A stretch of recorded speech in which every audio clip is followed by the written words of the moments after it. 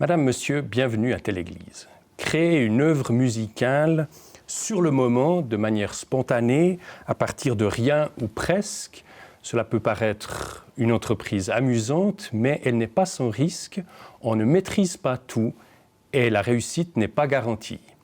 C'est donc d'improvisation qu'il est question aujourd'hui, d'improvisation musicale avec deux musiciens de renom.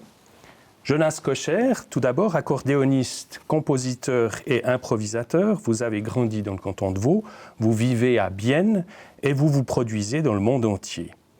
Comment qualifieriez-vous votre style de musique ? Alors oui, ma musique c'est l'improvisation, improvisation libre en particulier. Parce que l'improvisation, il y a dans tous les styles de musique, mais je dirais que l'improvisation libre, c'est l'improvisation la plus ouverte, comme son nom l'indique.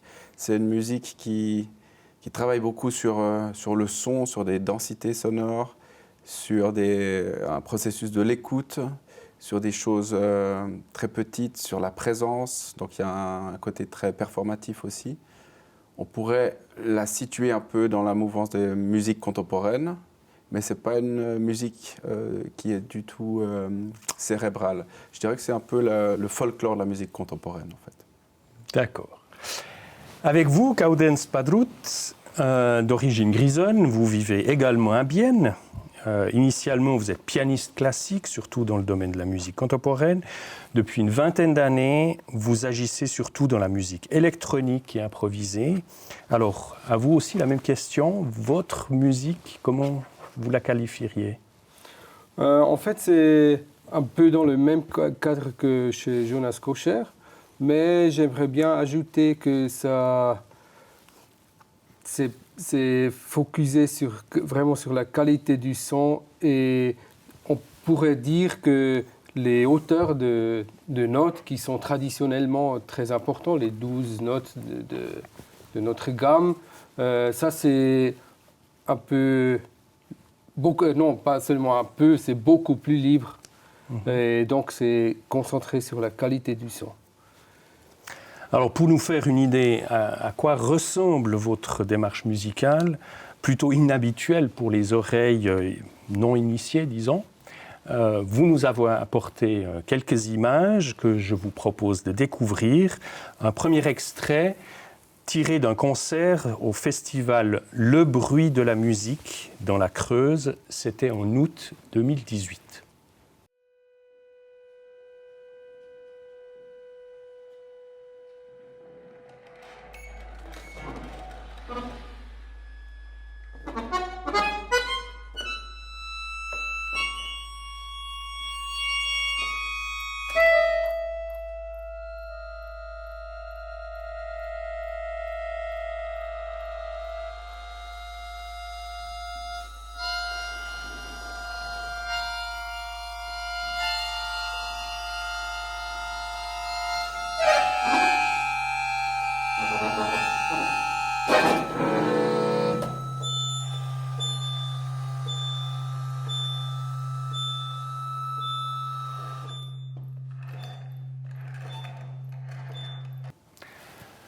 Gaudens Padrout, une question par rapport à cet extrait. On voit Jonas Kocher qui est avec son accordéon, un rapport que je dirais relativement sensuel, en tout cas corporel avec son instrument.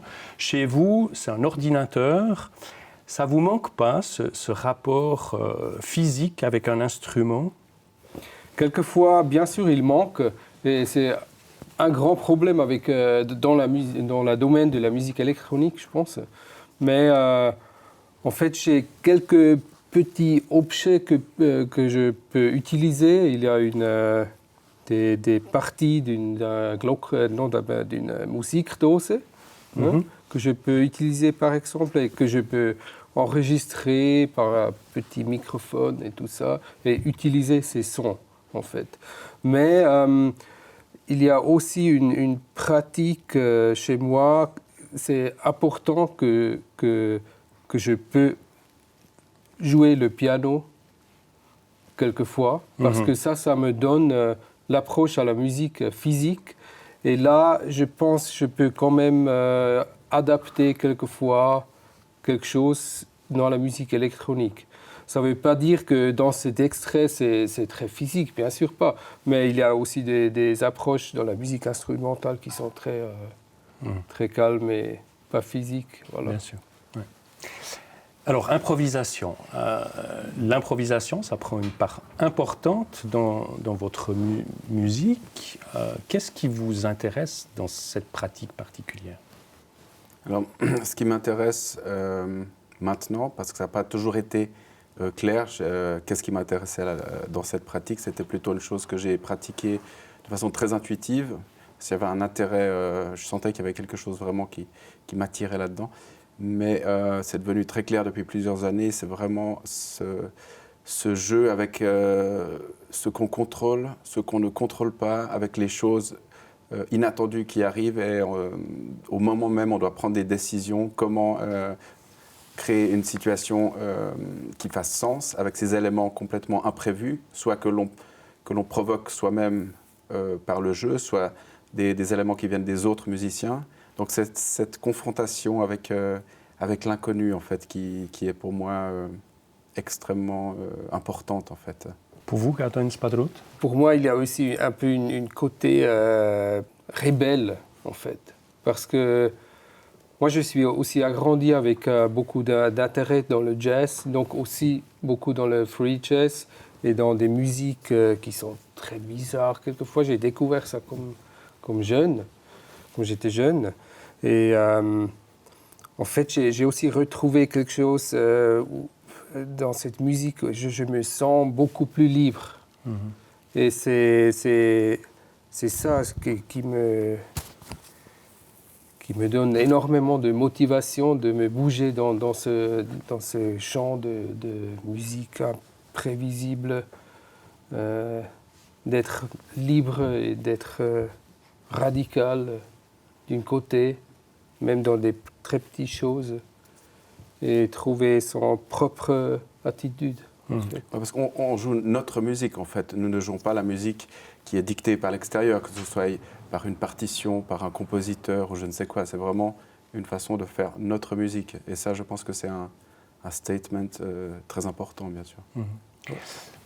Alors, l'image qu'on se fait, improvisation, c'est le spontané, ça veut dire on y va et on verra bien ce que ça donne. Est-ce qu'il y a quand même aussi une phase quand même de préparation, surtout quand on intervient à deux? Comment ça se passe concrètement? Vous parlez quand même avant sur dans quelle direction ça va aller? Alors, il y a effectivement une grande phase de préparation qui est très importante. Chez moi, elle se fait en fait en continu, même quand je pratique pas l'instrument. C'est une préparation mentale, préparation de réflexion. Après, il y a la préparation avec l'instrument. Je ne vais pas jouer des gammes mineures, majeures, ça ne me sert à rien pour cette musique, mais c'est plutôt avant une tournée, 2 semaines avant, vraiment intensément pratiquer l'instrument de nouveau, jouer différentes sortes de musique, essayer des sons, sentir cette connexion avec l'instrument qui doit être forte. Et puis donc après, il y a toute cette préparation mentale. Souvent, on écoute des enregistrements de concerts qu'on a réalisés et on l'écoute après coup, on analyse, on se dit qu'est-ce qui s'est passé là. Donc tout ça, c'est une préparation. Mais on ne dit jamais on va faire comme ci, on va faire comme ça. C'est vraiment quelque chose qu'on laisse au moment. Mais c'est une préparation. Il faut d'être en phase avec les musiciens avec qui on joue, en phase avec son instrument, en phase avec le moment en fait. Et pour moi, la chose la plus importante, c'est quand toute cette préparation a eu lieu, au moment du concert, au moment de rentrer sur scène, qu'à ce moment-là, je sois capable de faire le vide total, que je sois complètement ouvert au moment. Et que toute cette préparation, je l'oublie complètement. Mais ça veut dire quoi? Ça veut dire que vous pourriez imaginer de monter sur scène avec un autre artiste, sans vous être entendu avant, sans avoir parlé de ce concert, et y aller directement avec l'improvisation? Ce serait pensable? C'est pensable, mais c'est très difficile et très risqué en fait. Mais c'est possible, oui. Risqué, pourquoi? Parce qu'on ne sait jamais qu'est-ce qui va se passer. Est-ce que ça peut jouer ensemble ou pas? Est-ce que l'autre, mon Gegenüber, il a vis-à-vis, oui. une même idée d'attitude, par exemple, de ce qu'on va faire. Est-ce que ça se mélange aussi? Bien sûr, ça peut aussi avoir beaucoup de contradictions dans la musique. C'est bien, mais quand même, ça doit se marier, même si c'est contradictoire. C'est possible, en fait. Mais que ça donne du sens dans la musique. Moi, j'ai joué, toi aussi, hein, avec des centaines de musiciens dont avec qui je n'avais jamais parlé. J'ai même pas, des fois, échangé un mot avec eux avant de jouer sur scène. Mais je connais leur travail au travers d'enregistrements. Donc, avec certaines personnes, tu sais exactement que ça va fonctionner sans même si tu n'as jamais joué une note avec cette personne. Donc, ça peut être très intéressant de te retrouver directement sur scène, où tu as fait juste un soundcheck, une balance avant, mais tu n'as jamais joué avec ces personnes-là, mais tu les connais, tu connais leur travail. Donc là, la part d'inconnu, elle est encore plus grande, parce qu'on n'a jamais encore vécu ce moment sur scène, vécu cette présence avec les autres musiciens.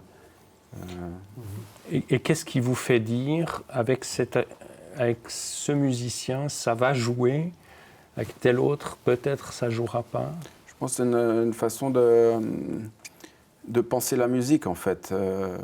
Quand je connais la musique de tel ou tel musicien, et que je n'ai jamais joué avec lui, mais je sais ce qu'il fait comme musique, je peux saisir un peu sa pensée musicale au travers de ses enregistrements ou de sa façon de jouer. Je vais savoir que, oui, avec cette personne-là, ça va jouer, je vais être en phase.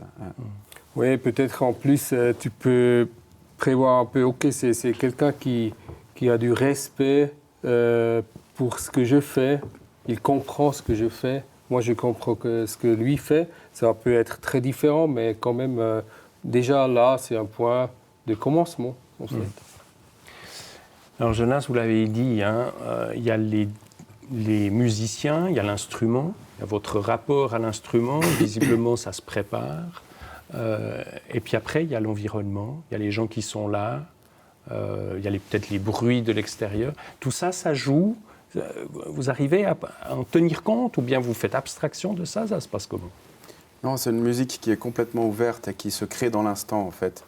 Donc, elle se crée dans le lieu où elle se fait, dans l'acoustique, dans le moment, avec le public qui est là, avec les musiciens, que peut-être j'ai dû voyager 10 heures, je viens d'arriver, il y a eu du retard, je ne sais quoi.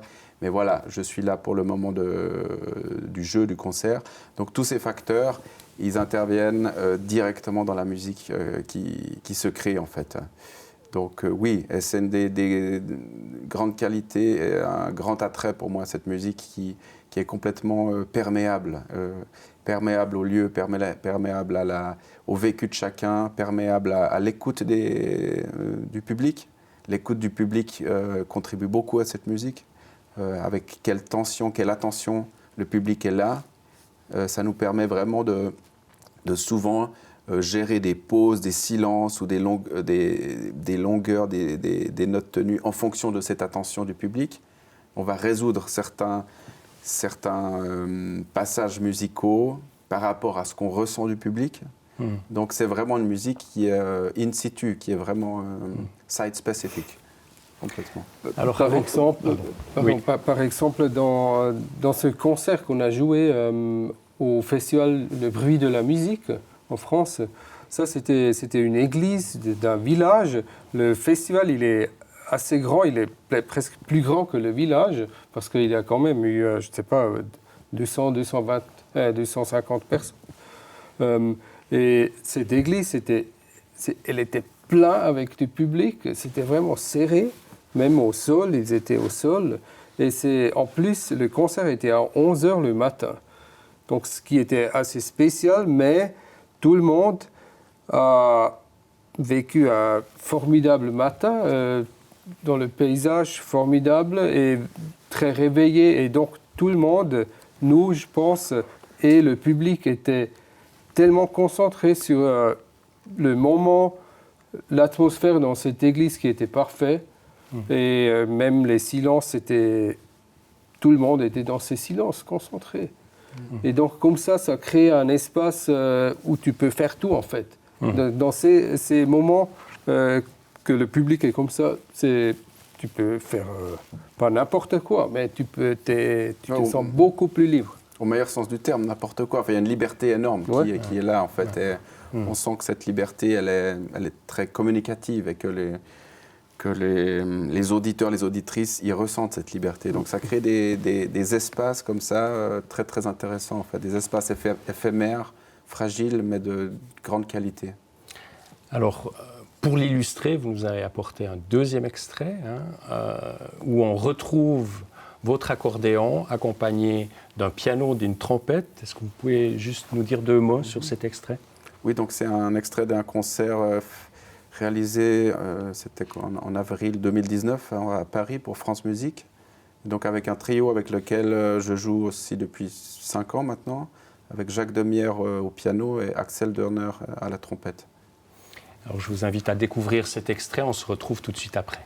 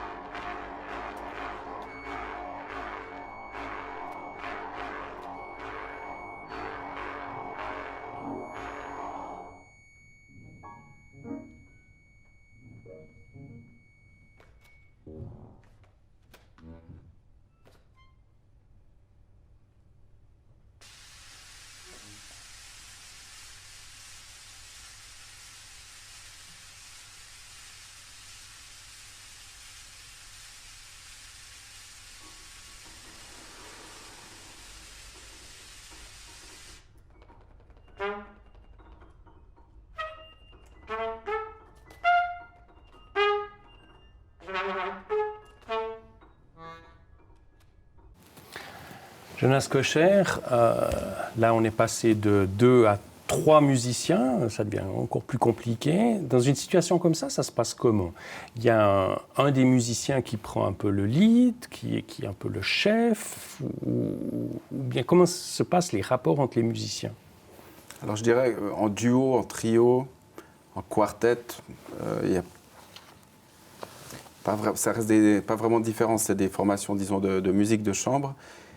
Et dans toutes ces formations, il n'y a pas de hiérarchie entre les musiciens. En fait, il n'y a pas de leader. Ce n'est pas le trio de Jonas Kocher, le trio d'Axel Dörner.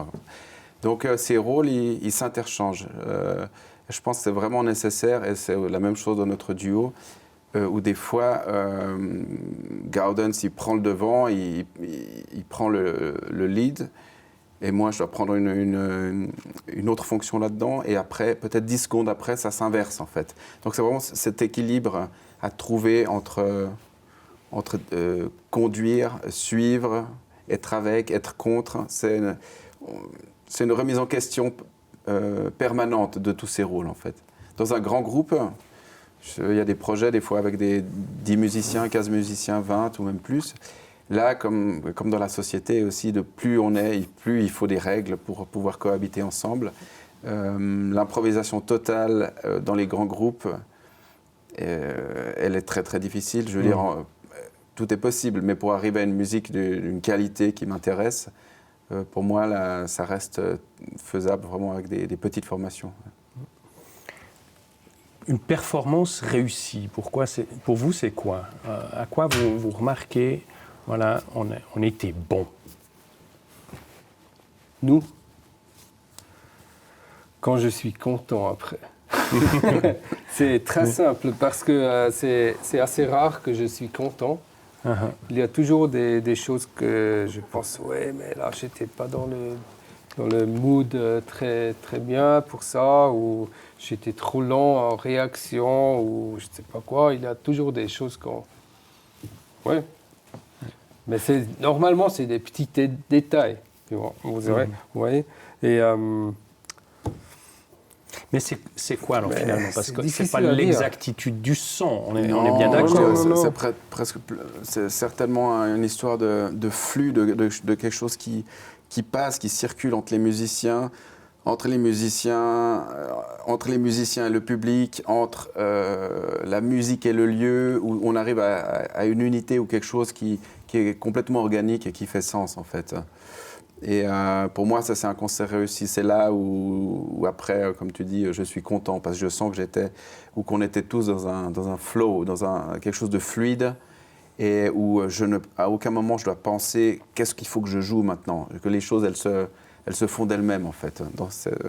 D'être dans cette clarté, ce naturel, voilà, ça donne une énergie et on sent après le concert vraiment que on est arrivé à ça. Donc. Oui, sentir le sens. Pourquoi j'ai fait ça, pourquoi j'ai joué maintenant. Il y a un sens derrière.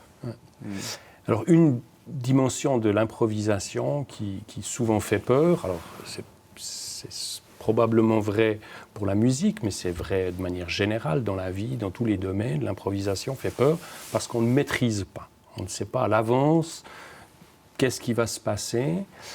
Vous avez des stratégies par rapport à cette imprévisibilité de l'improvisation? Il ne faut pas avoir peur de ça, en fait. C'est le plus important. Et après, je ne sais pas. Moi, je dirais, pour moi, c'est très important, et on en a un petit peu parlé avant, il faut être prêt, en fait. Comme dans la vie, je pense qu'il faut être prêt à faire face aux événements, à trouver des solutions rapidement. Il faut être réveillé, il faut être là. On ne sait jamais ce qui va arriver, mais il faut être prêt. Pour moi, c'est une attitude, une philosophie de vie qui est extrêmement importante. Donc, pour la préparation d'un concert improvisé, si je commence à me dire peut-être qu'il y a ça il va arriver, je préparer ci au cas où, ci ou ça, j'ai perdu d'avance parce que je suis bloqué sur des idées fixes qui vont très certainement, elles vont pas se réaliser et autre chose va venir. Donc je pense que c'est plus être prêt à agir et à avoir une conviction profonde que voilà, je suis là en tant que musicien, en tant qu'être humain, et j'ai la capacité à réagir en fonction de ce qui se passe. Alors, si on poursuit cet exercice d'essayer d'élargir votre expérience de l'improvisation musicale dans les autres domaines de la vie ou dans la vie de tous les jours, si j'ose dire, est-ce qu'il y a d'autres leçons où vous diriez, ben voilà, là, je dirais, le monde d'aujourd'hui peut vraiment apprendre quelque chose de l'expérience d'improvisation? Une acceptance vers des autres approches, laisser la place ou faire quelque chose commun avec des autres, créer des choses communes, même si c'est peut-être pas la même chose qu'on pense, que c'est quand même, ça pourrait être possible. Ou, disons, on peut être constructif même comme ça. Vous remarquez que l'improvisation, avec toute l'expérience que vous avez maintenant, a fait de vous quelqu'un de plus tolérant, de plus attentif aux autres? C'est difficile pour moi de dire de moi-même, mais je pense, si je regarde les autres musiciens de la musique improvisée, je pense que oui. Oui, ils sont... c'est des personnalités assez flexibles, ouvertes pour beaucoup de choses, même imprévisibles, et ils sont curieux de voir, de sentir des choses inconnues. Voilà. La curiosité. Cette curiosité, cette ouverture, elle est chez tous les improvisateurs professionnels, pour qui c'est le centre de leur vie, cette pratique. Elle est pour moi très très présente en fait. Et je pense que c'est vraiment les qualités qui sont mises en avant, c'est vraiment des qualités de solidarité entre musiciens, autant au niveau musical, quand on partage la scène, on partage la musique, justement, sans être dans des rapports hiérarchiques. On vit dans une société où tout est hiérarchie, la hiérarchie de l'économie qui est par-dessus tout, de toute façon. Donc là, on est affaire à des êtres humains qui travaillent ensemble, en réseau, en solidarité. Cette musique, on fait partie d'un réseau international. On connaît des gens aux États-Unis, en Amérique du Sud, au Japon, en Russie, partout. On sait qu'on peut travailler avec ces gens-là. Donc il y a un réseau, il y a une grande solidarité internationale et aussi locale. Dans une petite ville, un village comme Bienne, voilà, il y a des gens qui sont engagés dans cette pratique. Et pour moi, ça me fait penser très souvent à l'anarchisme, en fait, comment au XIXe siècle, tous ces gens se sont organisés aussi de façon internationale, en solidarité, pour se battre pour des valeurs humaines, pour la liberté des ouvriers, la liberté des travailleurs, des êtres humains, en fait. Donc toutes ces notions-là, liberté, solidarité, on les retrouve de façon très forte. Alors, en tout cas, on arrive gentiment à la fin de notre discussion. On sent bien que derrière l'improvisation, il y a beaucoup plus, il y a des valeurs, il y a des enjeux humains. Si on veut vous entendre live, in situ, comme vous disiez, quelles sont les possibilités de vous découvrir ? Moi, j'avais oublié, le 15 décembre, je joue avec Jacques Demierre et Axel Donner à Berne, au VIM, une petite organisation de concerts. Et juste après, à Bienne, il y a le Joyful Noise Orchestra, ce qui est assez spécial, comme on a parlé avant des hiérarchies et tout ça, ou l'organisation des ensembles. Donc c'est un orchestre avec beaucoup de Biennois, quelques-unes ont pas vraiment beaucoup d'expérience avec l'improvisation comme nous deux, mais ils sont quand même intéressés à improviser. Et après, il y a aussi des autres musiciennes de l'extérieur, comme Jacques Demierre, je ne sais pas s'il fait partie. Mais en fait, c'est un festival au Singe, le Singe, qui aura lieu le 18, 19 et le 20 décembre. Donc, c'est 3 soirées différentes parce qu'il y a, comme ça se répète jamais, l'improvisation. On peut passer 3 soirées et ça va être totalement différent. Et c'est un orchestre d'environ 22 musiciens. En tout cas, rendez-vous est pris. Merci beaucoup d'être venu nous parler d'improvisation, Gardens Patrut et Jonas Kocher. Et merci à vous de nous avoir suivis. Portez-vous bien et à bientôt dans Telle Église.